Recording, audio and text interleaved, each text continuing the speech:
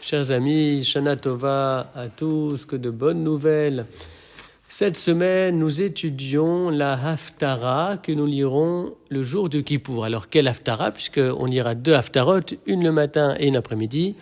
On va consacrer ce petit temps d'étude à la Haftara du matin, qui est tirée du prophète Yeshaïa, Isaïe, à partir du chapitre 57, verset 14, jusqu'au chapitre 58, verset 14. Et l'une des thématiques qui ressort avec beaucoup de clarté de ce texte de la Haftara, c'est une réflexion profonde sur l'essence d'un jeûne. Quel est l'intérêt de jeûner et quel est le jeûne agréé? Et précisément, au chapitre 58, verset 3, le peuple prend la parole et il demande « Lama tsamnu » mais pourquoi avons-nous jeûné Velo raïta sans que tu le vois. Aininu nafshenu, pourquoi nous sommes-nous mortifiés Velo teda sans que tu prennes connaissance de cela. Et Hachem répond Hen beyom tsomchem timtseu chefetz. C'est que au jour de votre jeûne, vous avez poursuivi vos désirs. Verol atzvechem tinoxu, et vous avez mis la pression sur ceux que vous attristez.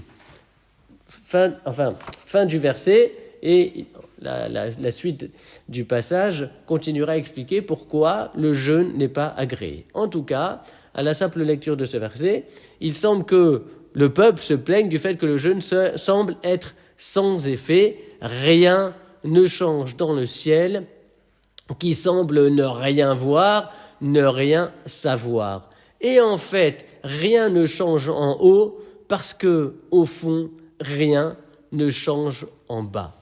Au lieu de constituer une rupture fondamentale, le jeûne n'est qu'une facette du train-train quotidien où de toute façon les désirs sont toujours les mêmes et où l'indifférence vis-à-vis d'autrui règne. Autrement dit, le jeûne doit nous changer, c'est-à-dire qu'il doit nous bousculer, nous bouleverser, transformer nos désirs, nos centres d'intérêt, bouleverser des choses dans la personne, parce que sinon, à quoi cela sert que de se priver de nourriture pendant 25 heures, si ce n'est pas pour que, à l'issue du jeûne, l'homme soit différent, et bien évidemment qu'il ait pu avoir atteint un niveau d'humanité, de spiritualité et de moralité plus élevé que celui qui était le sien auparavant. Ouais.